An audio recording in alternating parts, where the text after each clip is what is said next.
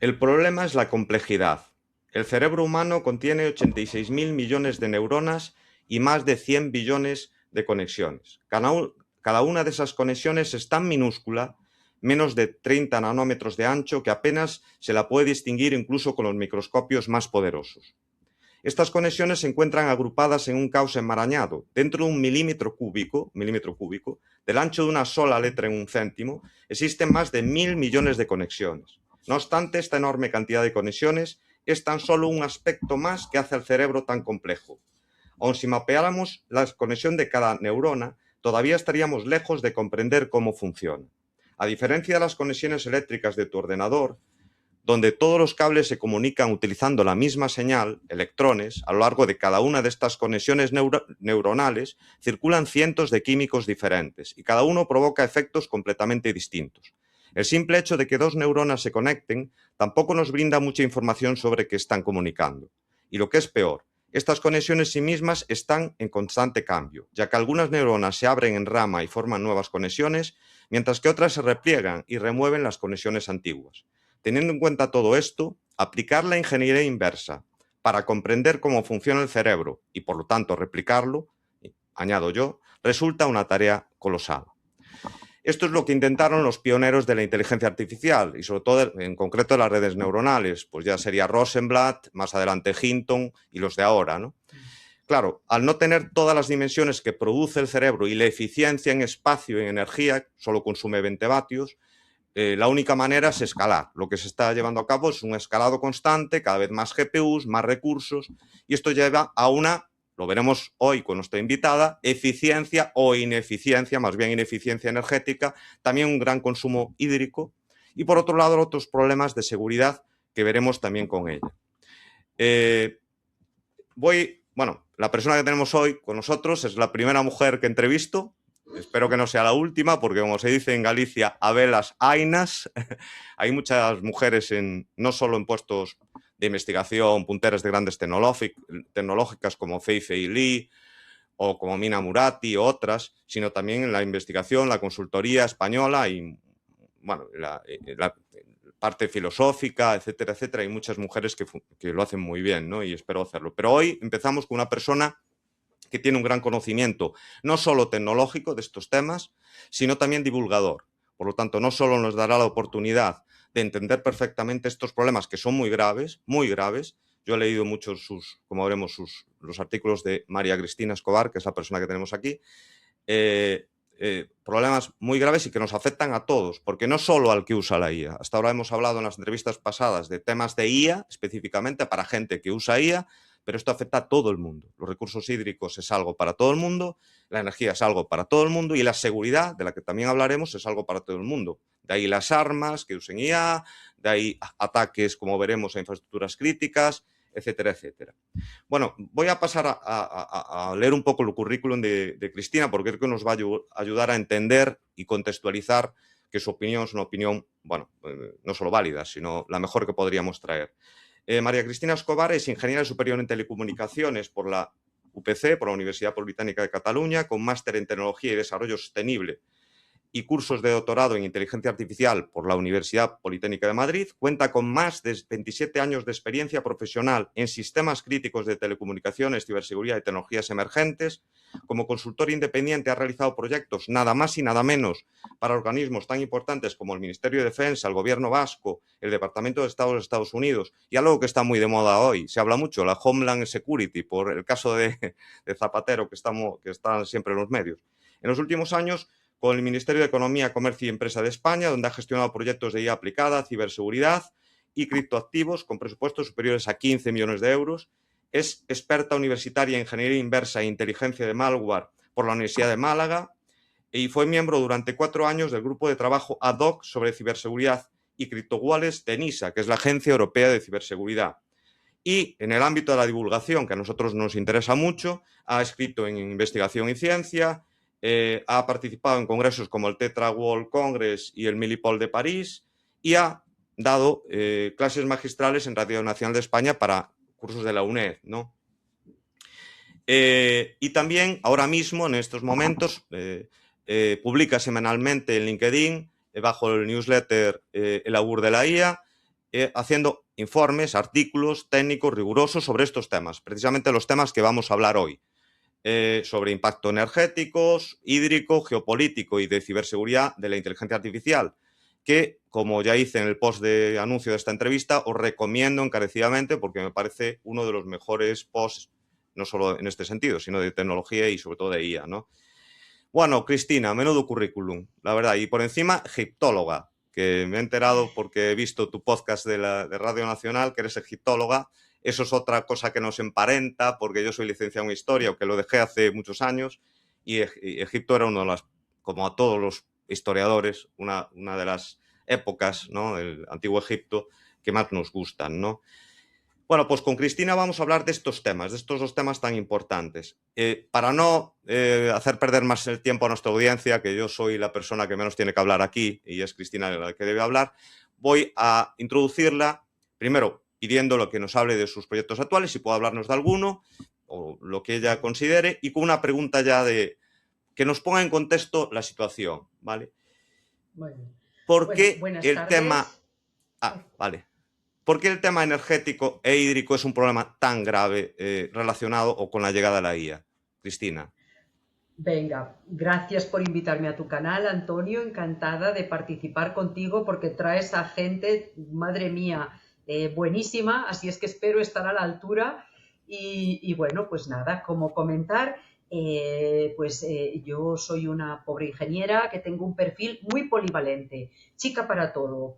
He tratado infraestructuras críticas, sostenibilidad, energía, agua, ciberseguridad, soberanía tecnológica. He trabajado toda mi vida como consultora, a veces contratada en ministerios o en lugares más concretos, pero últimamente pues soy consultora independiente, normalmente para empresas homologadas en seguridad nacional y militar en proyectos con cierta clasificación de los que lógicamente no puedo hablar. Aparte, pues también en mi tarea, mi espíritu divulgador, que es muy grande desde hace mucho tiempo, antes de la IA, o sea, yo tengo artículos y publicaciones de antes de la IA. Lo sé. Esto es interesante también saberlo.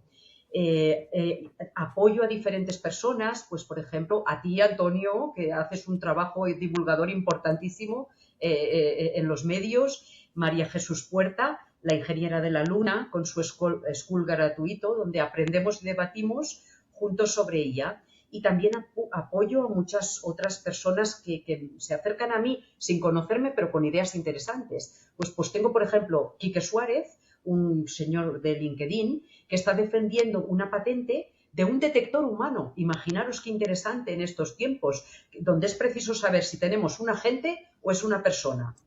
Sí, porque es muy difícil, además. Efectivamente, pues funciona de miedo, Pulse ID se llama el producto y le estoy echando una mano. Y aparte de Te he ello, visto a veces comentando, sí. Eso es, pues ese es el proyecto, muy interesante. Pues durante 20 años nos dedicamos a proteger redes y sistemas, ¿verdad, Antonio? Tú seguro que igual que yo. Y en los próximos 20 años, si nos deja la salud, pues consistirán en proteger la infraestructura pues de toda esta inteligencia artificial y todas estas redes. Entonces, mi trabajo se centra precisamente ahí, en entender cómo hacemos que la IA sea segura, sostenible y compatible pues con las infraestructuras críticas de las que depende de nuestra sociedad. ¿Proyectos concretos en los que ando trabajando? Pues seguridad de la IA como nueva infraestructura crítica, seguridad de agentes autónomos, sobre todo los maliciosos, IA aplicada a ciberdefensa nacional, IA para proteger infraestructuras críticas OT de operación, porque claro, ahí tenemos un problema que ya lo vamos a comentar, que si es peligroso en la IA en algunos entornos, donde verdaderamente lo es en la operación, en el control, donde antes empleábamos escadas, ahora estamos dependiendo de IAs. Entonces, esto es muy peligroso, pues estoy trabajando en esto.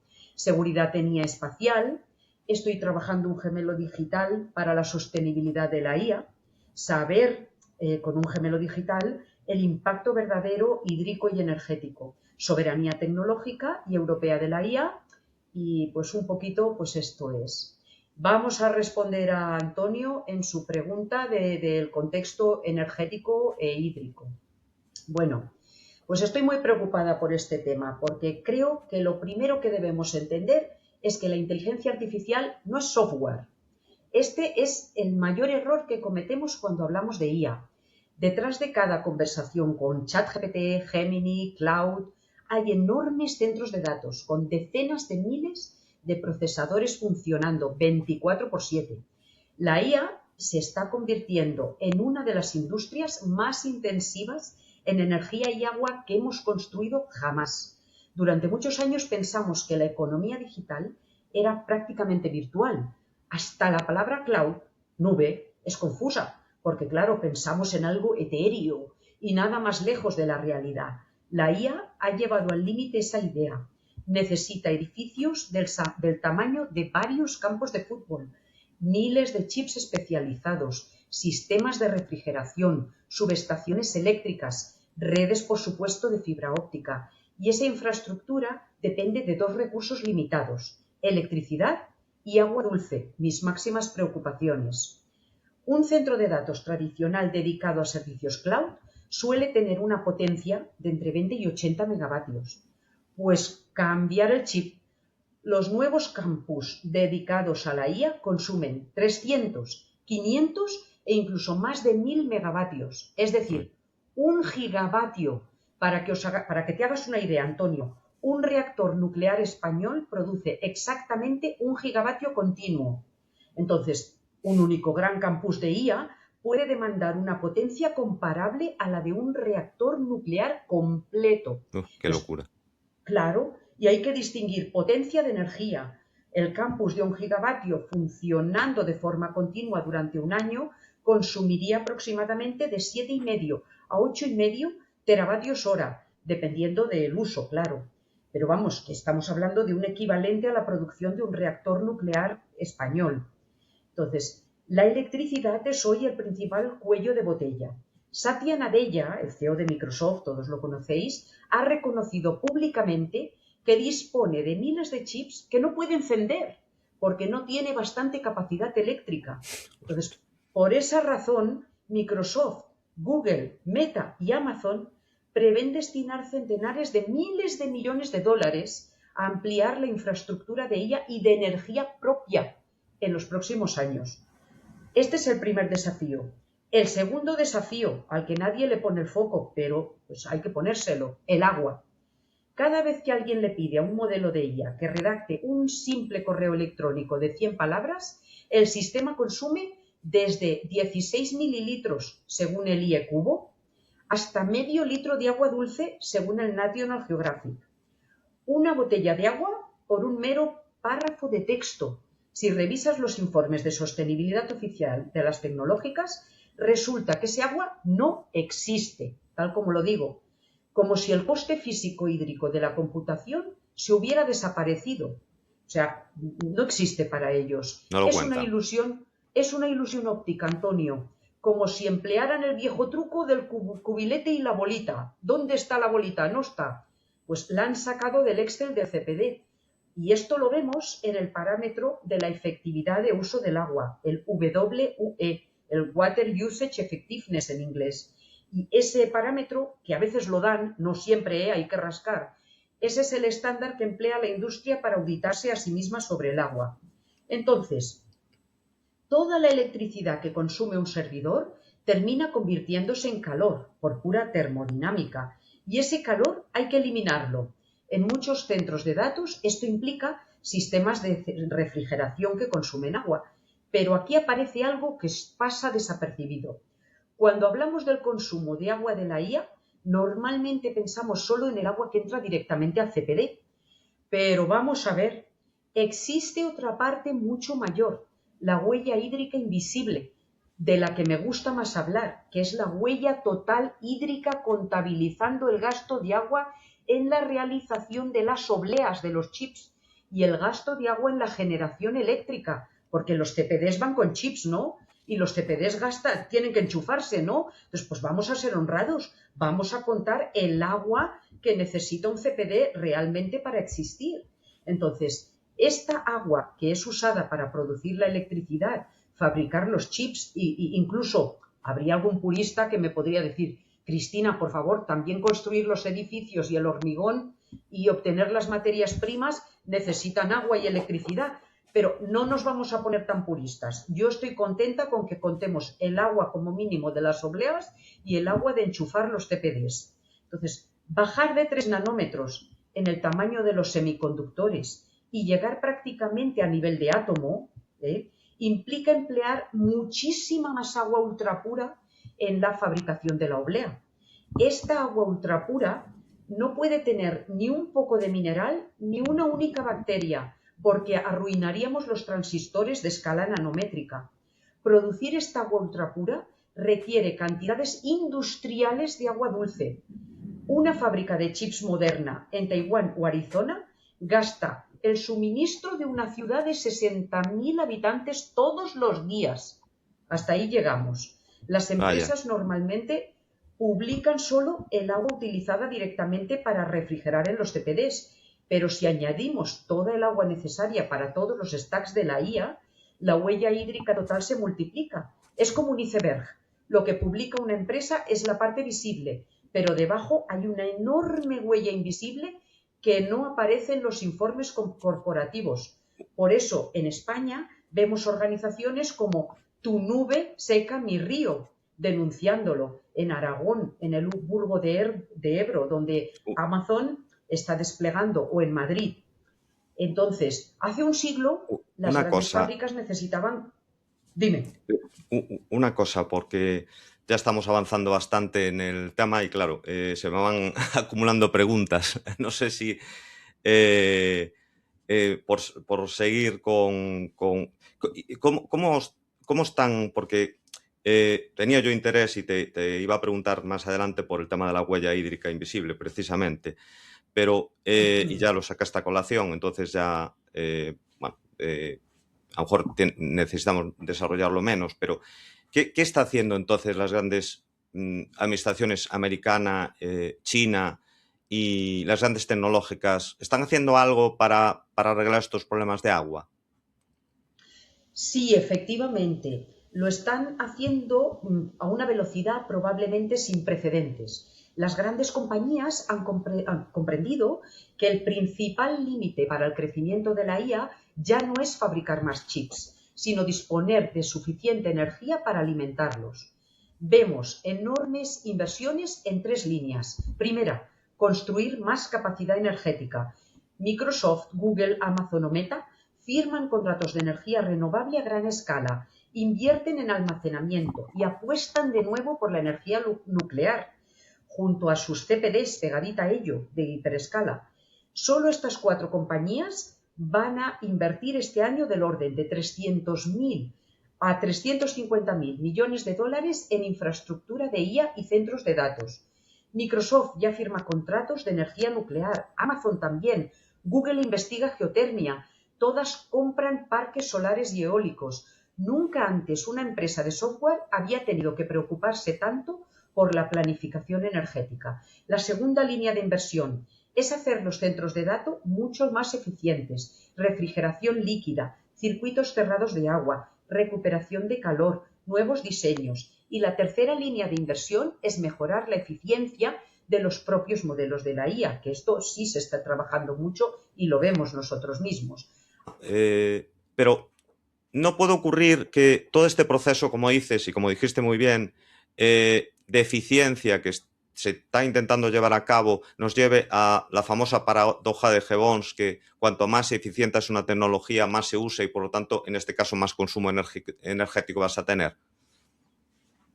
Sí, y probablemente estamos viendo uno de los mejores ejemplos de la paradoja de Jevons desde la Revolución Industrial. Parece una contradicción, pero una IA más eficiente puede acabar consumiendo mucha más energía que una IA menos eficiente.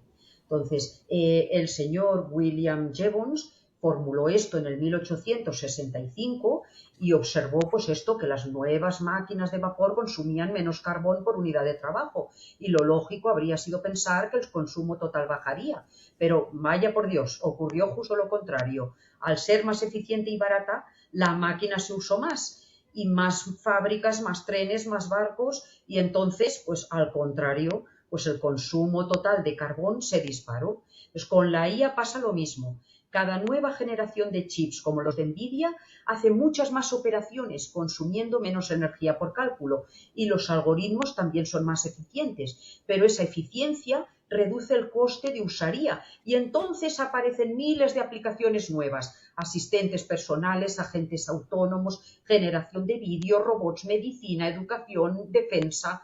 La demanda crece, crece, crece, pues mucho más deprisa que la eficiencia. Pues por esta razón, la Agencia Internacional de la Energía estima que los centros de datos consumirán aproximadamente 945 teravatios hora en 2030, de los 415 que se consumieron en 2024. Entonces, más del doble en 6 años. O sea, aunque sean más eficientes todos los sistemas de la IA, consumirán mucha más electricidad y mucha más agua, porque la utilizaremos muchísimos millones más de personas. Entonces, como dato importante, solo Meta prevé invertir este año cerca de 70.000 millones de dólares en infraestructura, Microsoft 80.000 millones, Amazon más de 100.000 millones, Alphabet 75.000 millones. Todas estas inversiones, ¿qué nos están indicando en realidad? Pues un aumento exponencial del uso, con lo que se eliminaría cualquier progreso en eficiencia para bajar el consumo. Entonces, para cerrar esta pregunta, la IA tiene varios relojes que avanzan a velocidades diferentes. Una, los algoritmos en meses. Dos, los chips en años. Y en cambio las infraestructuras energéticas décadas. Entonces, este desfase es el verdadero cuello de botella de la inteligencia artificial. Vale, y ahora lo comentaste antes, pero ¿nos puedes desarrollar un poco la idea esta de la huella hídrica invisible? Es decir, realmente Satya Nadella, la gente de Nvidia dice que sus nuevos data centers ya no van a necesitar prácticamente agua y por lo tanto que ya no va a haber un problema hídrico, que no lo está viendo. Pero sin embargo, evidentemente yo te he leído y bueno, y yo lo creo, que no está ahí solo el problema hídrico, ¿no? Efectivamente, Antonio. Lo leíste en mi artículo que titulé El agua de la IA que desaparece de los informes del 15 de junio en mi newsletter del Augur de la IA. Pues realicé una pequeña investigación que revela que desconocemos toda el agua que bebe la IA y debemos saberlo. Cuando oímos que un centro de datos ya no consume agua potable o que Microsoft, lo que hablábamos de Satya Nadella, ha desarrollado un sistema, el de su instalación de Firewater, que prácticamente no usa agua, que lo puedes equiparar al gasto de un restaurante, es como lo vendieron, pues hombre, muy bien, eso está muy bien, pero no pensemos que el problema del agua está resuelto. No es así, ni de broma. Hay que distinguir entre consumo directo de agua y huella hídrica total. El consumo directo es el agua que entra físicamente en el centro de datos para refrigerar los servidores. Y ahí sí hay avances muy importantes. De hecho, el de Microsoft es muy importante, que prácticamente eliminan el consumo de agua para refrigeración. Nvidia impulsa arquitecturas de refrigeración líquida mucho más eficiente. Y son excelentes noticias, pero solo son la parte visible del iceberg. La verdadera pregunta es ¿cuánta agua ha sido necesaria para que ese centro de datos pueda vivir, pueda existir, pueda funcionar? Ahí aparece la huella hídrica invisible, el agua para producir la electricidad, el agua ultrapura para fabricar los chips, el agua, incluso si me apretáis, para el hormigón y el acero del edificio. Yo no me pongo tan purista, pero bueno, también habría que contarlo. Es verdad. El agua de toda la cadena industrial. Todo eso también es agua que la IA consume y necesita. Y normalmente no aparece cuando una empresa publica su indicador, el WUE, el Water Usage Effectiveness. Fabricar un único semiconductor avanzado requiere enormes cantidades de agua ultrapura. Las grandes fábricas de chip, como os comenté, gastan tanta agua como una ciudad pequeña al día de 60.000 habitantes. Entonces, pero es que el CPD está lleno de chips. Entonces, esta agua la ha consumido, la ha bebido antes de llegar al CPD. la gastan en Taiwán, la gastan en Arizona, que me dices que Taiwán tiene una línea de tifones y pues es muy húmeda, vale, pero ¿y Arizona qué? El lago Met se está quedando seco. Entonces, y si añadimos la electricidad consumida, porque claro, ¿qué ocurre? ¿No enchufamos los CPDs? Pues digo yo que consumimos electricidad. Entonces, ahí el panorama cambia más. Cada kilovatio hora tiene también su propia huella hídrica según cómo se genere. El agua simplemente ha cambiado de sitio. Antes estaba en el centro de datos, pero ahora puede estar en la central eléctrica o en la fábrica donde se construyó la GPU o la TPU. Entonces, cuando Satya Nadella dice que estos nuevos centros de datos no consumen agua, pues tiene razón, pero claro, se refiere al consumo operativo directo. Entonces, cerrando esta pregunta, la IA no está dejando de consumir agua. Lo que ocurre es que parte de este consumo no se ve. El reto del futuro no es medir solo el agua que entra en el centro de datos, sino toda el agua que necesita el ecosistema de la IA para existir. Me parece, además, creo, y creo que los dos coincidimos en esto, que esto no es un problema solo tecnológico. Esto es un problema de gente y de sociedades y de comunidades que de algún modo lo pueden sufrir o lo sufren, ¿no? Pues comunidades sin agua, facturas eléctricas disparadas, porque si te ponen al lado Eso un es. data center, pues supongo que, sobre todo en ciertos países, pues pueden pagar mejor el kilovatio y por lo tanto se llevan esa electricidad, agricultores desplazados porque no tienen agua. ¿Qué piensas de esto? ¿Esto es así? ¿Es tan grave como creemos en las comunidades donde se ubican estos grandes centros de todo tipo, pero que asisten a la IA? ¿O es un poco de ruido o realmente es cierto?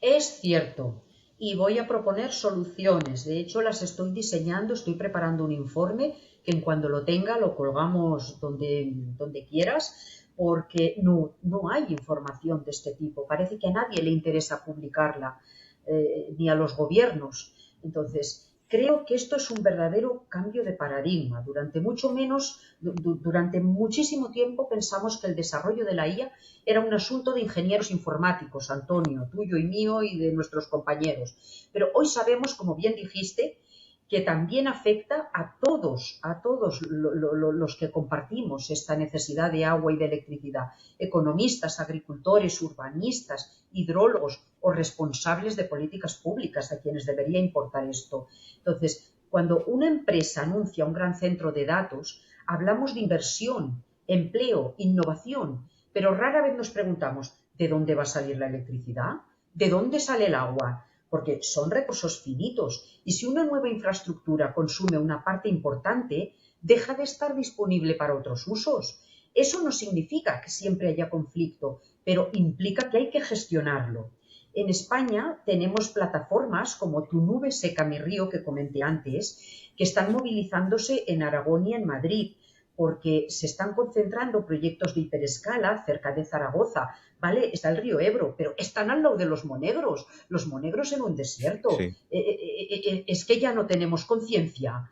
O sea, esto no significa que todos los proyectos sean insostenibles. Demuestra que la sociedad empieza a preguntar quién asume los costes y quién obtiene los beneficios. El proyecto de Meta en Talavera de la Reina declaró que un consumo previsto de 500.000 de metros cúbicos de agua al año, cifra que equivale al 8% del consumo anual del agua de la ciudad.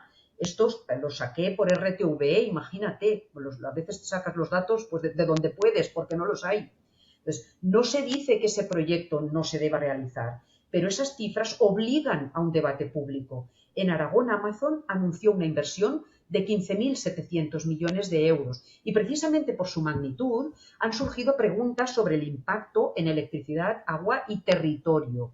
Además, estos proyectos, fíjate, se clasifican en una contratación pública como proyectos de interés general de la autonomía. Se llaman PIGA. Entonces, ¿por qué se hace esto? Para agilizar trámites. Pero si esto es así, Antonio, previamente y como condicionante, yo les pediría claramente datos completos de impacto hídrico, energético y de sostenibilidad. Yo ya estoy diseñando, y a mí me gusta hablar, parámetros con los que yo trabajo, como la efectividad de la huella hídrica completa, recogiendo el agua directa de operación de los CPDs, que esta sí la recogen en los UE, en los WUE, pero añado el resto de agua que no aparece. El agua asociada a la generación eléctrica para el CPD, porque va a impactar en el territorio. ¿Dónde vamos a generar la electricidad? En Aragón, de acuerdo, hay viento, hay solar, pero ¿y las subestaciones eléctricas? ¿O es que vamos a subirle el precio de la factura eléctrica a los ciudadanos de Aragón, que bastante Los castigados ciudadanos y a las están? empresas, a todos, supongo. Exactamente, exactamente, ciudadanos y empresas, bien apuntado, Antonio. Y luego el agua, y yo perdonarme, pero también quiero contar el agua empleada en la fabricación de los chips, porque estamos viendo que es muchísima. Pero bueno, por lo menos contemos el agua y la electricidad del territorio, porque van a impactar directamente en todos, en ciudadanos y en empresas. Entonces, debemos exigir a estas tecnológicas un índice que me lo he inventado, pero es que hace falta. Es el índice integral de sostenibilidad, que recogería, además de la eficiencia hídrica, pero no la WE, Bueno, la que yo indico, la Total Water Footprint Effectiveness, o sea, toda el agua, y la energética, la Power User Effectiveness, la PUE, que esa sí sale en las cuentas de las... Pero en las cuentas del CPD, cuidado, yo aquí en la Power introduciría también el impacto de la energía eléctrica, las emisiones de carbono y también por qué no recuperamos el calor para emplearlo y materiales, porque no olvidemos, Antonio, que los chips los van a quitar dentro de 4, 5, 6, 10 años. ¿Qué hacemos con tierras raras? ¿Qué hacemos con todo esto? Pues pensemos un poquito en estos temas. Entonces, también trabajo en otro parámetro, el IRIA, Índice de Resiliencia de la Infraestructura de IA. El IRIA ampliaría la perspectiva del problema hacia la seguridad nacional, integrando dimensiones que los marcos de continuidad de servicio no contemplan: la dependencia de los recursos hídricos, la exposición al riesgo climático, la concentración geográfica y, por último y más importante, la transparencia como factor de resiliencia sistémica. Entonces, la pregunta correcta es cómo repartimos de forma justa los beneficios y los costes ambientales. Un municipio recibe el centro de datos, la inversión, los impuestos, el empleo, pero otro municipio justo al lado, sobre el mismo acuífero y la misma red eléctrica, pues se tiene que aguantar y soporta la presión sin recibir ninguno de estos beneficios. Ahí aparece el tema que tú introducías de la justicia ambiental. Esto no ocurre solo aquí, ocurre en Irlanda, está ocurriendo en Países Bajos, Singapur, Estados Unidos. Escúchame, este problema es tan candente que Seattle, la alma mater de Microsoft, Arizona y Uruguay, han habido fuerte contestación social y han habido moratorias de instalación de CPDs. Y para cerrar esta pregunta, pues durante décadas discutimos quién contaminaba más. Pues en la próxima década, Antonio, vamos a discutir de quién consume la electricidad, el agua y el territorio que necesita la IA. Y este es el nuevo debate de la sostenibilidad digital. Y bueno, cogiéndote de la mano del tema de la sostenibilidad, ¿es posible, bueno, con estos modelos de IA y este escalado o de otro modo, qué líneas de investigación hay para, si es que existen, para un tipo de IA sostenible o que sea más sostenible, aunque sea en este marco en el que estamos? Pues esta pregunta yo creo que es la más importante que podemos hacernos hoy sobre la IA, Antonio. Mi respuesta es sí, porque tengo confianza, yo quiero que haya IA, pero evidentemente quiero que sea una IA sostenible. Pero no va a ser consecuencia de una única tecnología. Va a tener que ser el resultado de transformar todo el ecosistema, todo el stack de la IA, Antonio, desde el chip hasta la fuente de energía que lo alimenta. Porque la IA, recordemos, olvidémonos que es un software, es un sistema industrial enorme y para hacerlo sostenible hay que actuar sobre todo el stack. ¿Qué podemos hacer? Modelos nuevos. No pensemos en que el problema necesita un modelo gigantesco.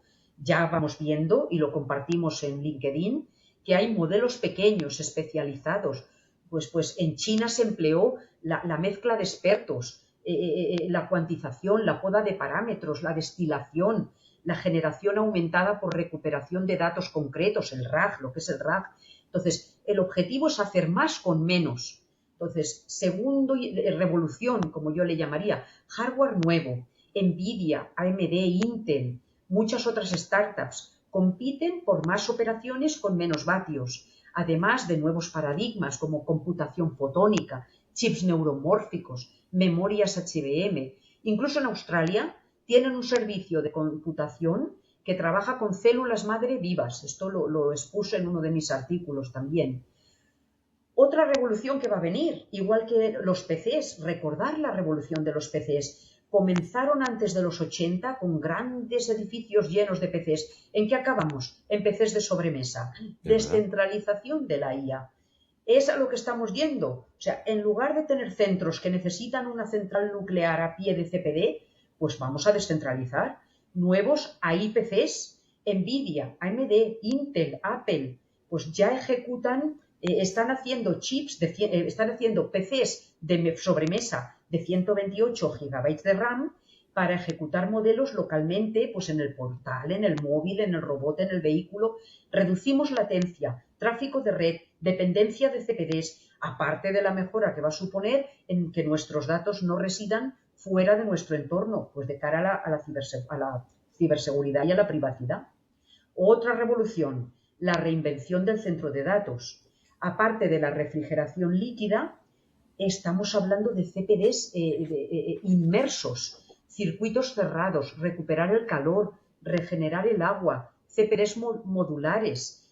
Cada punto de mejora pues va a ser interesante para poder pues, aumentar la eficiencia y reducir gastos y ahorraremos cantidad de electricidad.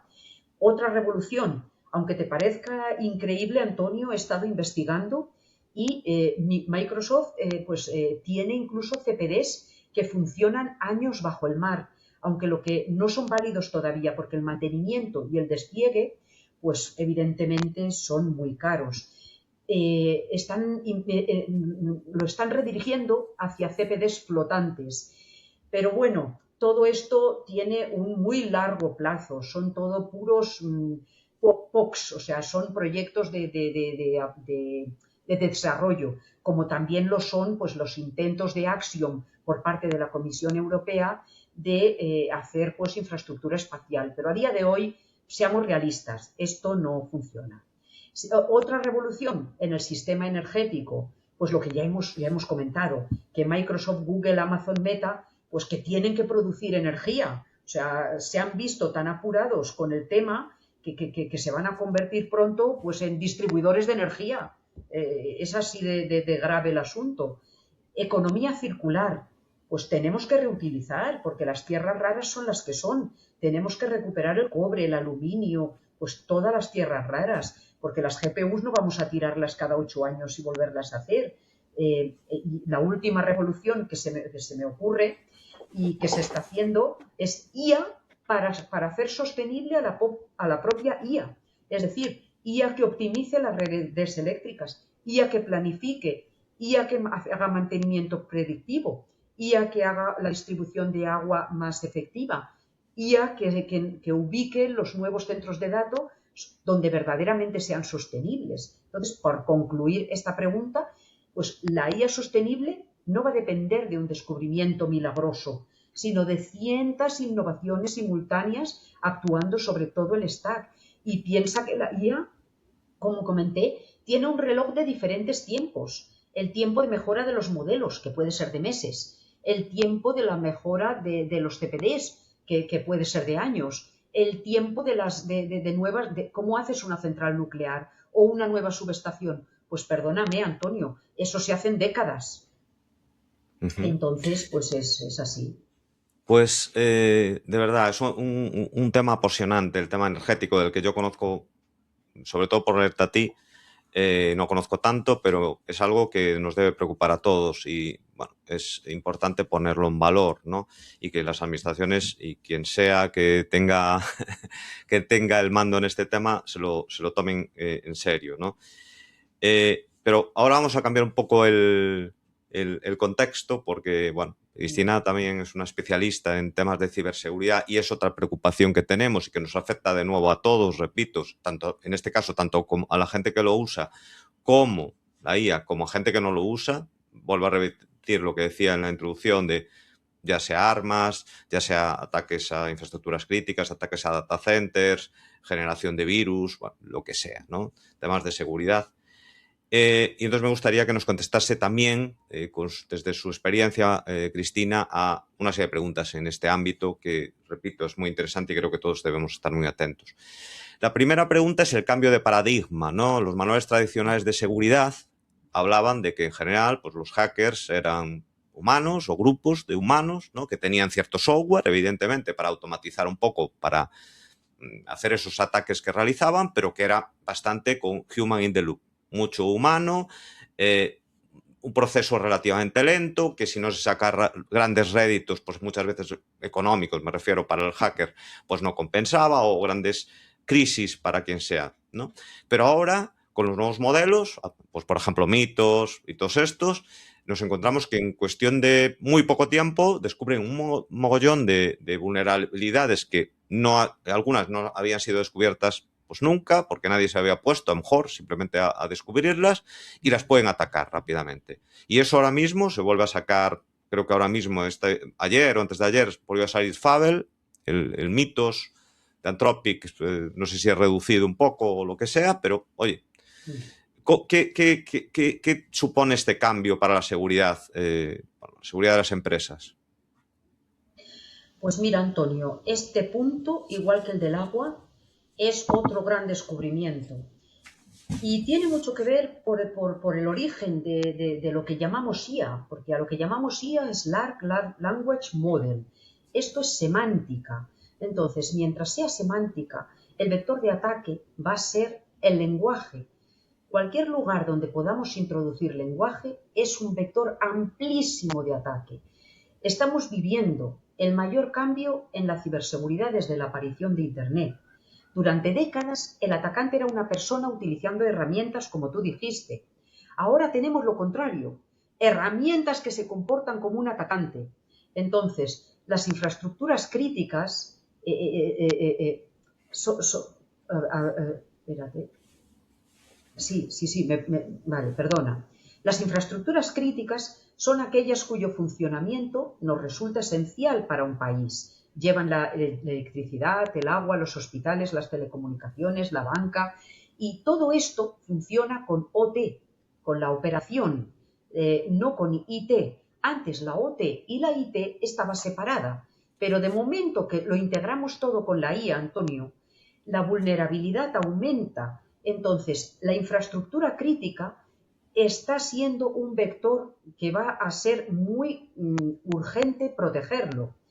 Entonces, porque estamos introduciendo la IA en todos los ámbitos, con una gobernanza que además es mejorable, porque mucha gente no están aplicando o no saben aplicar la gobernanza. Tenemos que apoyar ahí en ese punto. Entonces, también hay mucho aumento de capacidad en los nuevos modelos, y todo esto es un cambio de paradigma. La misma tecnología que se emplea para defender permite encontrar vulnerabilidades como mitos en sistemas pues, que no estaban preparados para ataques semánticos, que es la base de los modelos de lenguaje. Pues aquí conviene ser precisos. En junio del 2026, el que estamos, pues el Departamento de Comercio de Estados Unidos suspendió, pues por controles de exportación, el acceso a los modelos de la familia mitos, Fable, todos estos. Después de que se reportó una técnica de jailbreak, pues que podían llegar a copiar la IA, a cogerla y utilizarla para atacar. Anthropic discrepó de la gravedad del asunto, pero bueno, el pasado 30 de junio, hace 3 días escasos, pues el acceso se ha restaurado. Pues lo cito porque ilustra el nuevo debate sobre qué modelos son lo bastante potentes en ciberseguridad, como para justificar controles de exportación, pues igual que ocurre con otras tecnologías de doble uso, pues por lo mismo que tienen prohibidos los chips de Nvidia a China ahora mismo, ¿no? Pues la propia IA va camino de convertirse en infraestructura crítica, porque dentro de pocos años gestionará redes, lo que os comenté, las redes eléctricas, todas las redes de OT, ayudará a operar hospitales, optimizará redes ferroviarias, distribución de agua, defensa nacional. Y claro, tendremos que proteger la IA, igual que hoy protegemos pues, la central eléctrica. Y el atacante pues también está cambiando. Hace 5 años el hacker necesitaba currárselo, buscar las vulnerabilidades, escribir el código, probar exploits y lanzar el ataque y ver cuándo lo lanzaba. Hoy, en cambio, existen ya plataformas, Antonio, de automatización ofensiva, agentes de pentestings, capaces pues, de analizar código, buscar estas vulnerabilidades, generan pruebas de concepto y se adaptan automáticamente durante la misma operación. Ya no automatizamos tareas, esto ha cambiado. Ahora automatizamos decisiones. El atacante puede generar miles de correos de phishing distintos, malware personalizado, reconocimiento automático, deepfakes de voz, de vídeo, ataques que se adaptan. Entonces, antes necesitaban ser un equipo. Ahora, una sola persona puede multiplicar enormemente su capacidad. Y por cerrar esta pregunta, durante 40 años protegimos ordenadores, pero esta próxima década vamos a tener que proteger inteligencias, porque el vector de ataque ha aumentado, porque los LLMs están basados en la semántica y todo lo referente a la semántica, aunque no lo oigamos, imagínate, órdenes maliciosas inaudibles para nosotros en un mensaje de voz que un micrófono sí detecta o que no veamos, como por ejemplo en un correo que mandamos procesar a la IA en un agente que contiene órdenes maliciosas escritas en blanco sobre blanco, que nosotros no las vemos, pero la IA las procesa. Entonces, pues hasta este punto hemos llegado, Antonio. Una cosa, dentro de este nuevo marco de los modelos de IA, ha aparecido un nuevo factor, un nuevo vector, digamos, de problemático en el ámbito de la seguridad, que es lo que se llama, voy a intentar pronunciarlo, no sé si es la forma mejor de pronunciarlo, Rogue Agent o agente díscolo. Yo no sé, bueno, cuéntanos un poco qué es, qué problemáticas nos trae diferentes a, bueno, los problemas de seguridad tradicionales, en el software tradicional, vamos a llamarle así, y si tiene que ver algo con el tema del desalineamiento de los modelos, etcétera, etcétera. No, bueno, ya nos cuentas tú. Venga, pues yo aquí creo que entramos en una etapa completamente nueva de la informática. Durante 50 años el software ejecutaba exactamente las instrucciones que el programador escribía, que escribíamos. Entonces, además, otro dato, instrucciones y datos estaban separados. Esto lo comento también en mi artículo de la semántica de la IA. Entonces, esto ya no ocurre. Con los agentes de IA construimos sistemas que ya no reciben instrucciones paso a paso, reciben objetivos, pero es que peor, ellos mismos deciden cómo los alcanzan. Entonces, nosotros en un programa tradicional era determinista. De A pasábamos a B y de B pasábamos a C. Siempre hacía lo mismo, pero un agente de IA funciona distinto.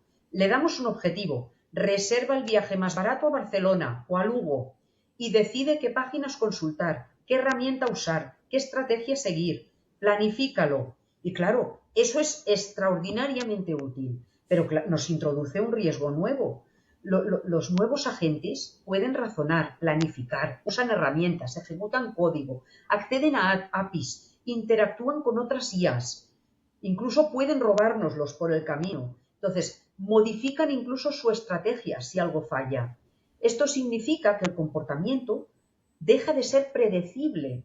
Ahí aparece el concepto del rogue agent, que no significa que la IA se vuelva malvada, que, como en ciencia ficción. Significa que el agente encuentra una estrategia que cumple el objetivo, pero que el diseñador no había previsto. Por ejemplo, le pedimos reduce al máximo los costes y descubre que desactivar determinados controles de seguridad mejora ese objetivo. No lo hace porque quiera atacar, lo hace porque interpreta que aquella decisión optimiza la función objetivo. Otro dato importantísimo, la trifecta letal de los agentes autónomos, definida por el investigador Simon Williamson. Esta describe el peligro extremo que surge al otorgar simultáneamente tres capacidades al agente. Una, acceso a datos privados. Es que la gente lee nuestros correos, bases de datos, secretos industriales. Segundo peligro, exposición a contenido no confiable. El agente consume información de Internet que no tiene supervisión o que puede estar envenenada. Tercero, capacidad de comunicación y ejecución externa. El agente tiene autoridad para ejecutar comandos, enviar correos, realizar transacciones. La organización OWASP, la Open Worldwide Application Security Project, es una comunidad global sin ánimo de lucro, pues ya considera los agentes autónomos una categoría específica de riesgo y la investigación internacional se está desplazando desde la seguridad de modelos aislados hacia la seguridad de sistemas agénticos. Así de grave es el asunto. ¿Y qué podemos hacer? Pues no empezamos desde cero. Primero, limitar la autonomía. No todas las decisiones deben ejecutarse de forma automática. Segundo, least privilege, mínimo privilegio. Me canso de repetirlo. Es que no tenemos que darle todos los privilegios. Que la gente solo acceda a lo que necesita. Tercero, mantengamos al ser humano en la parte decisoria del proceso. Human in the loop. Para las operaciones críticas. Transferencias bancarias, apertura de válvulas, modificación de sistemas eléctricos o administración de medicamentos el día que la IA pase a la medicina. Y cuarto, monitorización continua. Tenemos que saber cómo está comportándose, no solo el código. Aislamiento. Tenemos que tener un sandbox, limitarle presupuestariamente, temporalmente. Y, finalmente, auditoría. Tener un registro completo que nos indique qué está haciendo, a dónde accede. Claro, es que al final vamos a tener que tener todo esto. Y, finalmente, para cerrar esta pregunta, a la tríada clásica de confidencialidad, integridad y disponibilidad, tendríamos que añadir una cuarta dimensión, el control de la autonomía agéntica. ¿Sigue la gente tomando decisiones dentro de los límites que le hemos definido? Porque creo que este será uno de los grandes debates científicos que nos espera, Antonio. Vale. Cristina, tú has tenido experiencia trabajando con la ENISA, con la Agencia de Ciberseguridad Europea y con el Departamento de Estado de Estados Unidos, ¿no? Y has trabajado posiblemente en lo que nos vas a poder comentar ahora. ¿Qué diferencia hay entre un ataque a un centro de datos, por ejemplo, y un ataque a una infraestructura crítica tradicional, como pues, por ejemplo una central eléctrica o a la red de agua de una ciudad? Antonio, esta es una pregunta fundamental, porque solemos meter todo en el mismo saco, y no lo es. Un ataque a un centro de datos y un ataque a una central eléctrica usarán técnicas iguales, pero persiguen objetivos distintos, y las consecuencias también son diferentes. Existen dos mundos tecnológicos distintos. Por un lado está el mundo IT, tecnología de la información, servidores, redes, aplicaciones, bases de datos, cloud.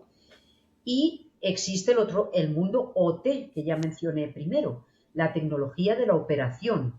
Turbinas, transformadores, subestaciones, bombas de agua, presas, plantas químicas, ferrocarriles. Claro, entonces, esa diferencia cambia completamente el riesgo.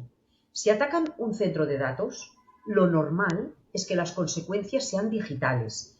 Podemos perder servicios pues como la cloud, el correo, el comercio electrónico, videoconferencias, la IA. El impacto económico pues puede ser enorme, pero normalmente no va a producir un daño físico inmediato. Y un gran operador cloud, además, tiene redundancia geográfica, replicación de datos, copia de seguridad, backup energético y plan de continuidad. Pero, ¿qué pasa, Antonio, si lo que atacan es una infraestructura OT? Ahí el escenario cambia completamente. Hablamos de energía, agua, transporte. Un ataque puede provocar interrupciones eléctricas, pérdida de precisión en una red de agua, parada de una refinería, interrupción ferroviaria, fallo en hospitales. Ya hemos visto ejemplos reales. El malware Stuxnet es un malware que la NSA desarrolló contra Irán y demostró que podía sabotear centrifugadoras industriales, alterando esos procesos físicos. El ataque a la red eléctrica de Ucrania dejó sin suministro a cientos de miles de personas. El ransomware contra Colonial Pipeline obligó a detener el mayor oleoducto de combustibles de Estados Unidos y les generó unos problemas terribles de abastecimiento en varios estados. Pero aparece una tercera categoría, la IA. Los centros de datos donde se ejecuta la IA terminarían siendo también infraestructuras críticas, porque dentro de pocos años No nos engañemos, Antonio. Sanidad, administración, finanzas, industria, defensa, logística, dependerán directamente de estos modelos. Si cae la IA, no cae el chatbot. Pueden verse afectados miles de procesos esenciales. Y lo más peligroso no es atacar una infraestructura aislada, es atacar varias simultáneamente en cascada. La cloud, la red eléctrica, las telecomunicaciones, porque cada una depende de la anterior. Entonces, es precisamente lo que se está estudiando hoy en ENISA, en la Agencia de Ciberseguridad con la que he colaborado. En CISA, la Agencia de Ciberseguridad de Infraestructuras Críticas de Estados Unidos, en el NIST, el National Institute of Standards and Technology, que pertenece al Departamento de Comercio de Estados Unidos, el que protege, coordina pues, las respuestas. Entonces, y en otros organismos nacionales de protección de infraestructuras críticas. Entonces, para concluir esta pregunta, conviene ver que hace 20 años un ciberataque robaba información, pero hoy te apaga una ciudad y mañana podría alterar las decisiones automáticas que gestionan esa ciudad. Es que es tremendo a dónde podemos llegar. Realmente en muchos casos no nos damos cuenta del impacto que puede tener en un momento dado, como dices tú, cuando la IA vaya tomando el control, porque no queda otra, es a lo que vamos, de muchos de los sectores más importantes de una sociedad, pues los data centers, como dices tú, donde esté alojada la IA van a ser críticos. Si se para eso, como dices, pues el país se puede parar, gente se morirá, porque al principio no será así, porque habrá el human in the loop, pero si la cosa funciona, ya sabemos cómo son estas cosas, iremos sacando el human in the loop, esto se deja llevando, como ocurre en los aeropuertos, que cuando falla un sistema informático se para todo el aeropuerto. Punto. Pues ocurrirá con la IA en muchos otros sectores. Entonces, sabemos más o menos que el stack completo de la IA puede contener unas 7 capas, ¿no? Desde el chip hasta la aplicación de usuario. ¿En qué capa crees tú que se produce o hay más riesgo para el medio ambiente, más riesgo ambiental, y en cuál hay más riesgo de seguridad? Pues creo que uno de los errores más habituales que tenemos todos es pensar únicamente en el modelo. En realidad, un sistema de IA tiene efectivamente, como dijiste, Antonio, 7 capas y cada una tiene riesgos completamente diferentes. Pero claro, tenemos que decirlo, Antonio, porque la gente piensa que la IA es solamente el modelo. Y es que esto estamos viendo que no es así, que eso es el iceberg, que debajo hay mucho más. Entonces, en la capa 1 tenemos los semiconductores físicos puros, los chips de Taiwán, Arizona y Corea del Sur, que comentamos. La capa 2 son los centros de datos, los CPD, de hormigón que los albergan. La capa 3 es la red eléctrica, la fibra óptica y todo lo referente a la infraestructura de transmisión sobre la que subyace la cloud. En la capa 4 tienes los grandes modelos fundacionales, el software puro, esos son los modelos. La capa 5 serían las APIs con los conectores. La capa 6, pues los agentes que actúan solos. La capa 7, las aplicaciones que tú y yo, Antonio, usamos. En definitiva, podemos verlo como si fueran las plantas de un edificio donde los cimientos de abajo, las capas físicas, están literalmente hundiendo el terreno, chupando toda el agua y los materiales raros del subsuelo y monopolizando el agua de la ciudad. Ahí está todo el riesgo ambiental.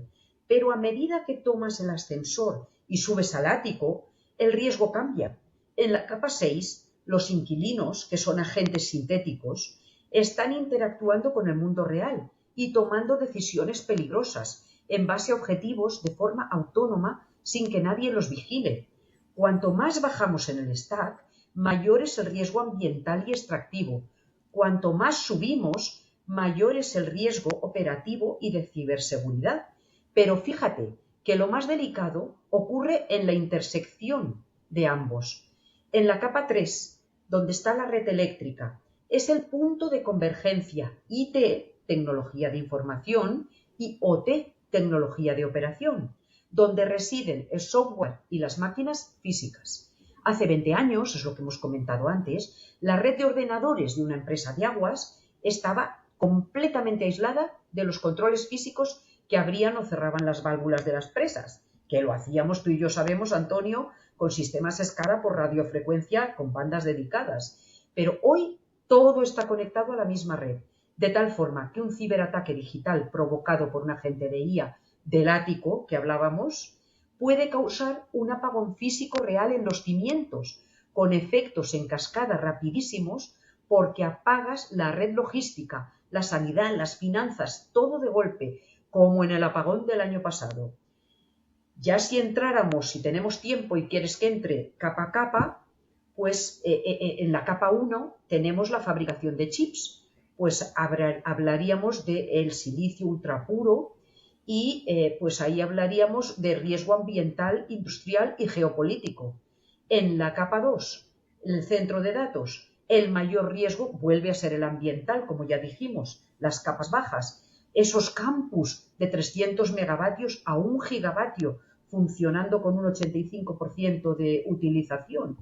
En la capa 3, la capa cloud, pues tenemos la red eléctrica de comunicaciones, de fibra óptica, y aquí tenemos el primer gran riesgo de ciberseguridad.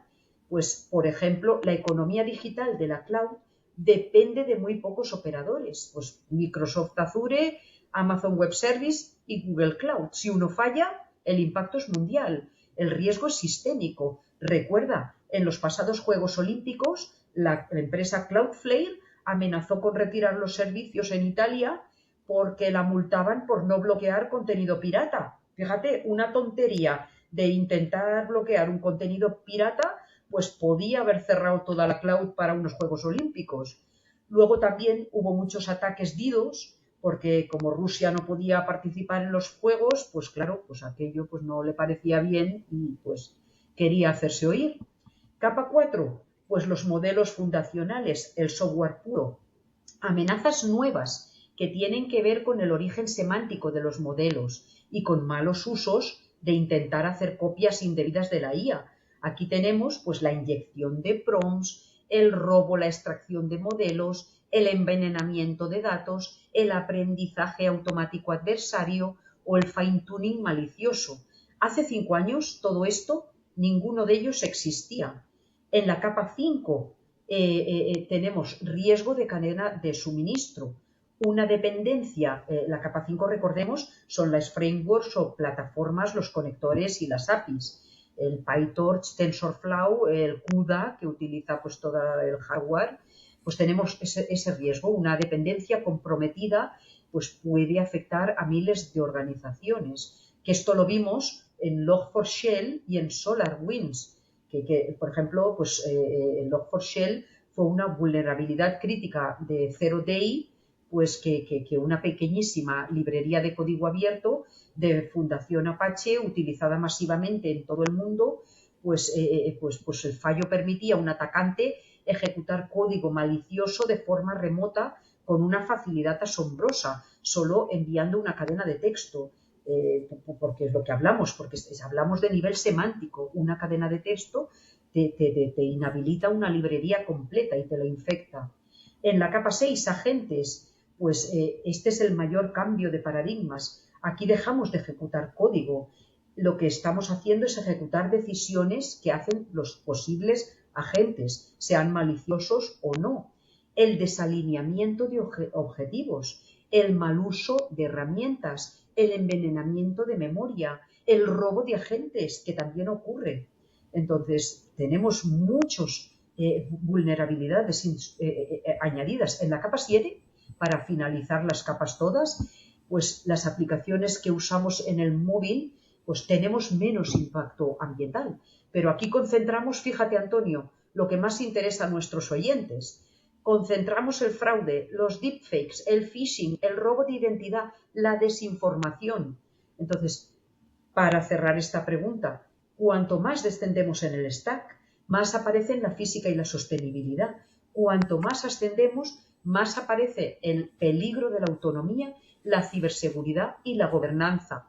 La IA es mucho más que un algoritmo, y quien no lo cree así está muy confundido. Es toda una infraestructura industrial planetaria y esto hay que tenerlo muy claro.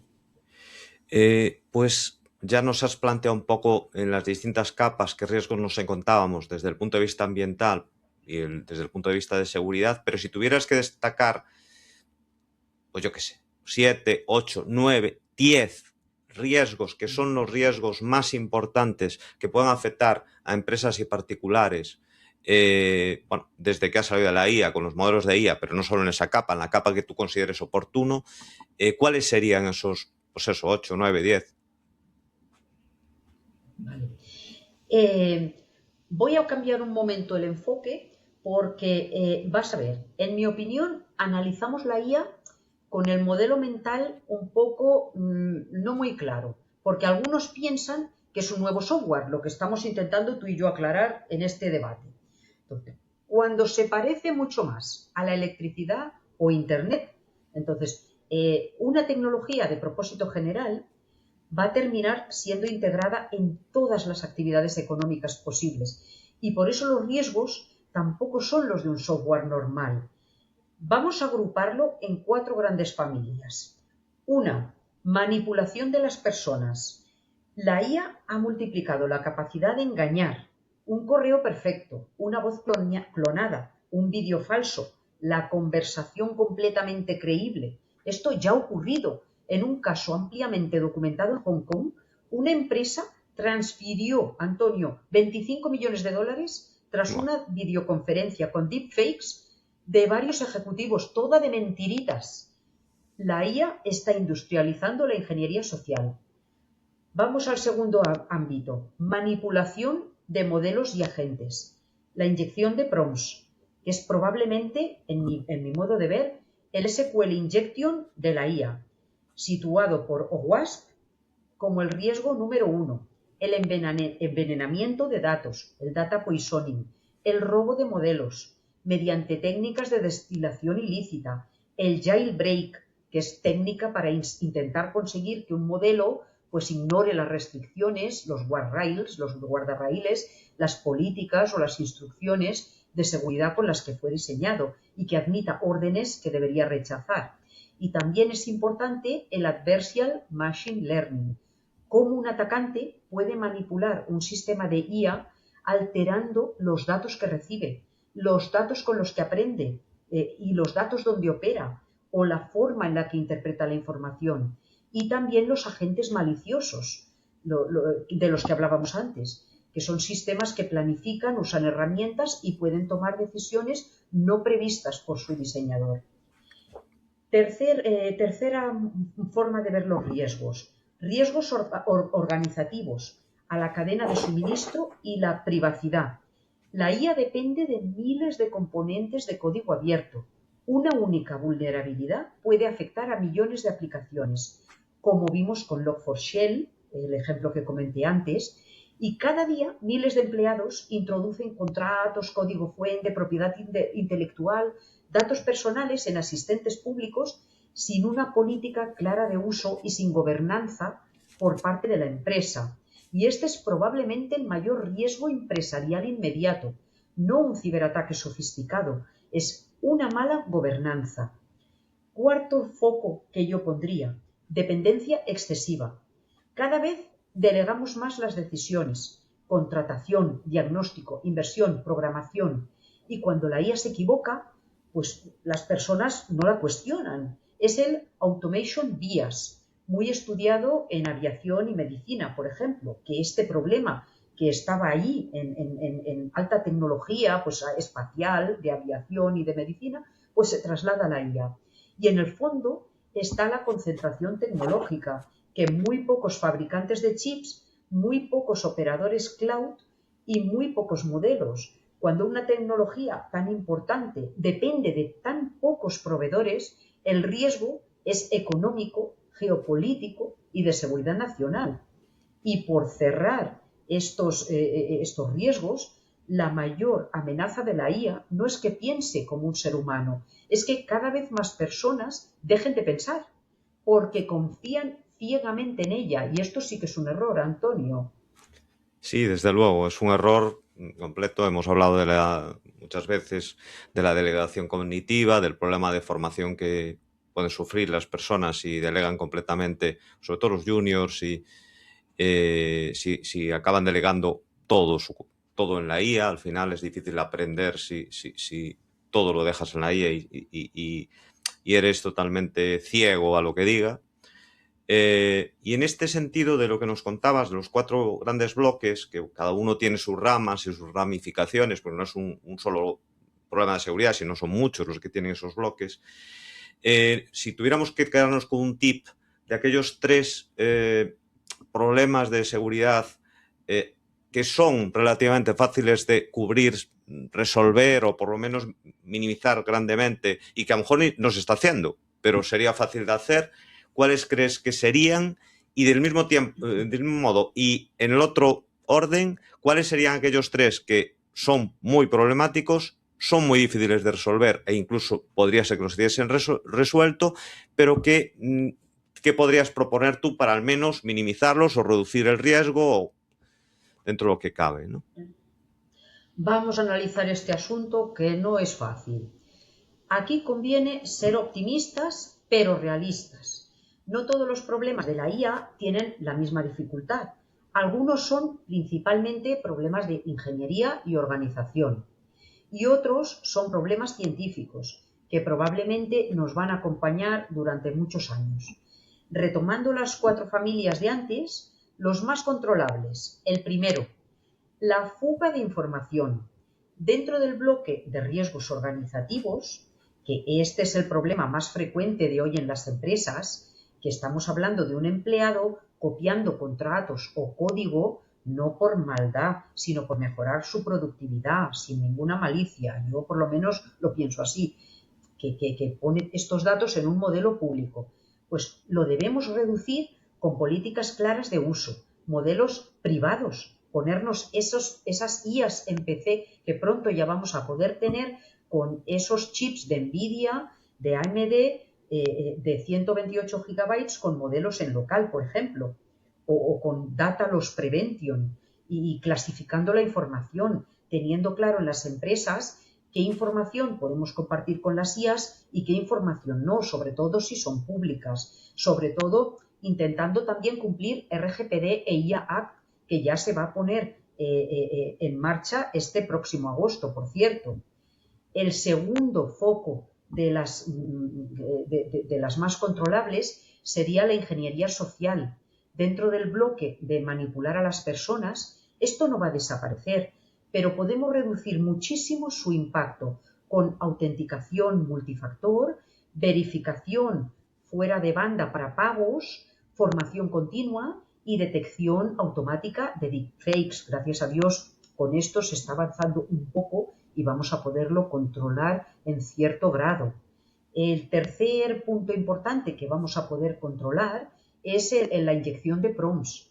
Dentro del bloque de manipular modelos, hace 2 años parecía irresoluble, pero hoy tenemos una separación que está empezando a parecerse entre instrucciones de sistema y de usuario, validación de entradas, aislamiento de herramientas, RAG seguro y sobre todo volvemos al mínimo privilegio. Esto no va a desaparecer del todo, pero cada generación de agentes también pensemos que va a incorporar mejores defensas.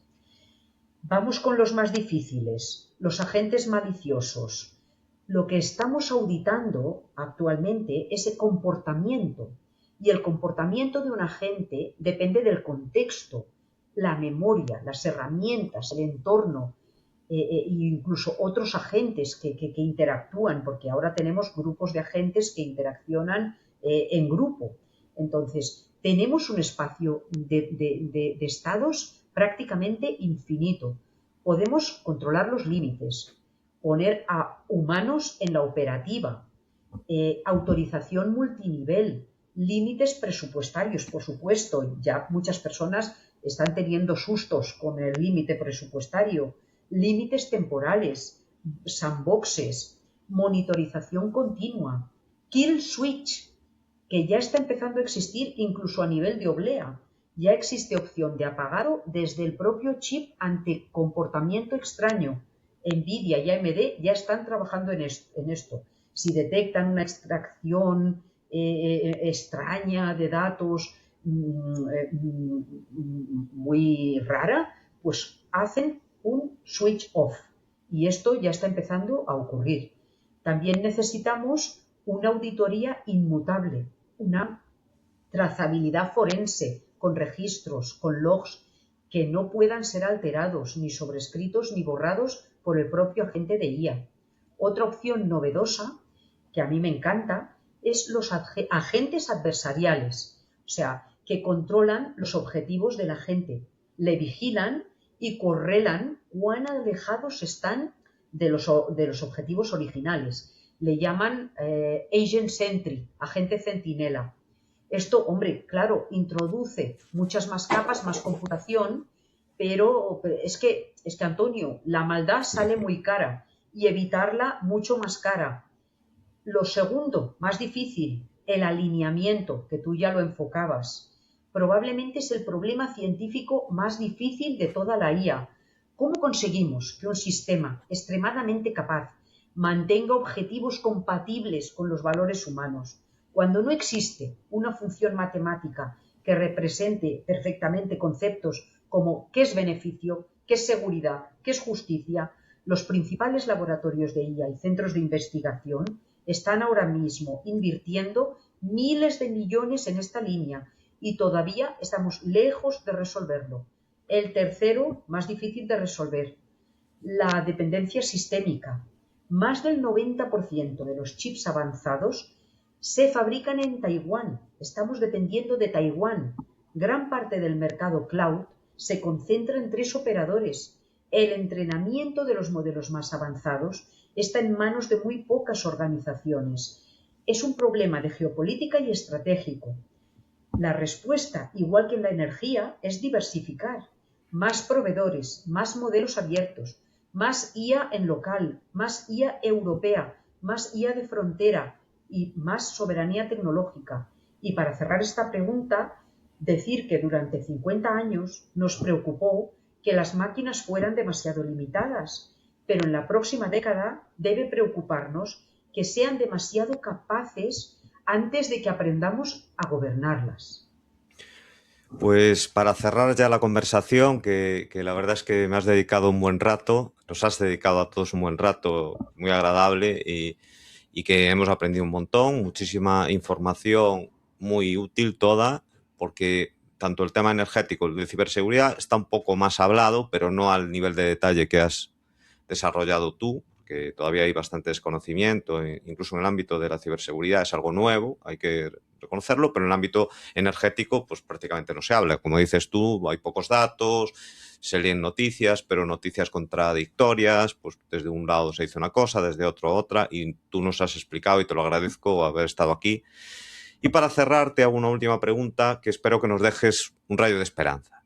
¿Crees que los problemas de seguridad que tiene la inteligencia artificial, si no se van a resolver, por lo menos se van a minimizar y hay líneas de investigación en este sentido que tú conozcas?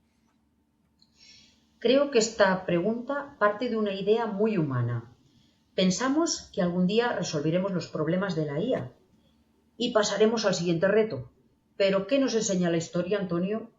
Pues la historia de la tecnología nos enseña lo contrario. Nunca hemos terminado de resolver la seguridad de ninguna tecnología realmente importante. No ha ocurrido con la electricidad, ya ves que hay apagones. No ha ocurrido con la aviación, se caen aviones, ¿verdad? No ha Sí. ocurrido con Internet, no ha ocurrido con la energía nuclear, sabemos las cosas que han ocurrido. Tampoco va a ocurrir con la IA. Lo que hacemos como sociedad es aprender a gestionarlo mejor que el día anterior. Pero hay una diferencia fundamental respecto a cualquier revolución anterior. Hasta ahora diseñábamos máquinas que ampliaban nuestra fuerza física. Pero es que ahora, como dijiste muy bien en la introducción, la IA amplía nuestra capacidad intelectual. Además de ordenadores, protegemos procesos de decisión. Y esto exige una ciencia nueva. El alineamiento. La pregunta es cómo conseguir que sigan haciendo lo que esperamos, incluso cuando sean mucho más capaces que nosotros. Este es el mayor problema científico abierto en la IA. Anthropic trabaja en IA constitucional en temas de alineamiento escalable, DeepMind en supervisión y evaluación de capacidades emergentes, en interpretabilidad. Somos capaces de entrenar modelos extraordinarios, pero todavía no entendemos completamente cómo llegan a sus conclusiones. La IA no es determinista y esto es una catástrofe. Esto es una prioridad mundial de investigación. ¿Cómo auditamos el cómo y el por qué la IA toma decisiones que afectan a personas? Este tema, incluso, fíjate, Antonio, que le preocupa al Papa León XIV, en Magnificat Es verdad. Humanitas, en su encíclica, lo ha comentado, que necesitamos abrir esa caja negra. La verificación, la certificación. Certificamos aviones, ascensores, reactores nucleares, dispositivos médicos.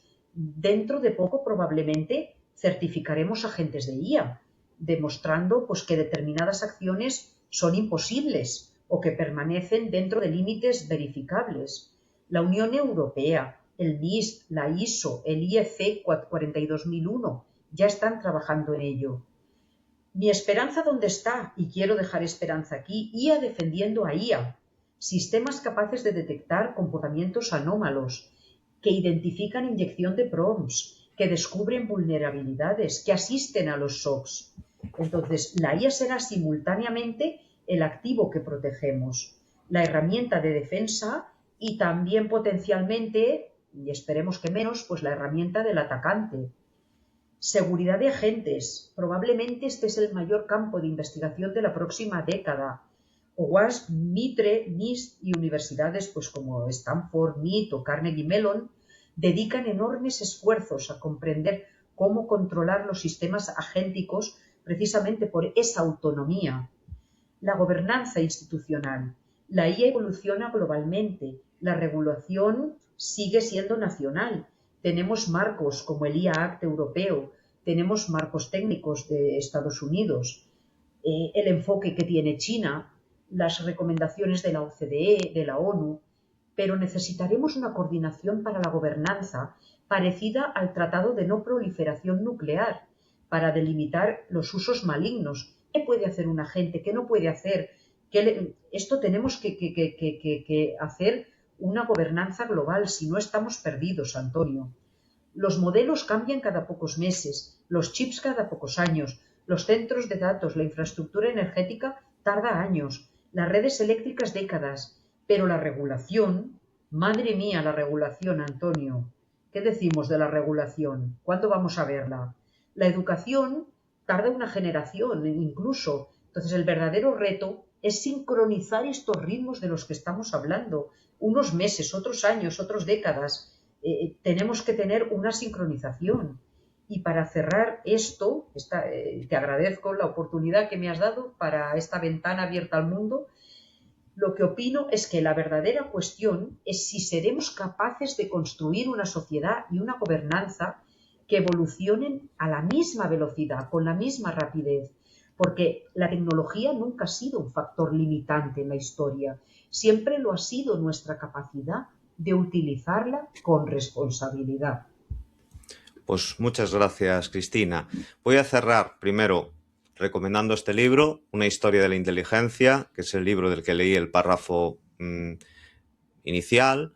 Es un libro de divulgación y es un libro, bueno, yo me lo encontré, no lo conocía, no sé si Cristina lo conocía ya o lo ha leído, pero es un libro que me encontré y la verdad es que es una historia de la inteligencia, no de la inteligencia artificial. Por lo tanto, a aquel que le guste la divulgación desde la primera célula viva hasta el ser humano y sobre todo el avance de las redes, de todas las neuronas, para qué se utilizaron, etcétera, etcétera, yo creo que merece la pena.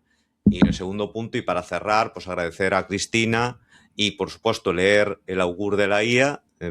Es bueno, artículos e informes que son en LinkedIn que merece mucho la pena, y agradecerle que haya estado aquí contándonos, como digo, con mucho conocimiento y una gran capacidad de divulgación todos estos temas referidos a dos problemas que, como digo, afectan y han afectado y van a afectar a todos nosotros. Que nadie se ponga de perfil y piense que no le van a afectar, porque, oye, todo puede cambiar, pero el camino que vamos, todo el tema energético, que ya había problemas energéticos de suministro y de la red antigua y todo el tema, pero esto va a afectar, el tema hídrico también, y, por supuesto, la seguridad. Muchas gracias, Cristina.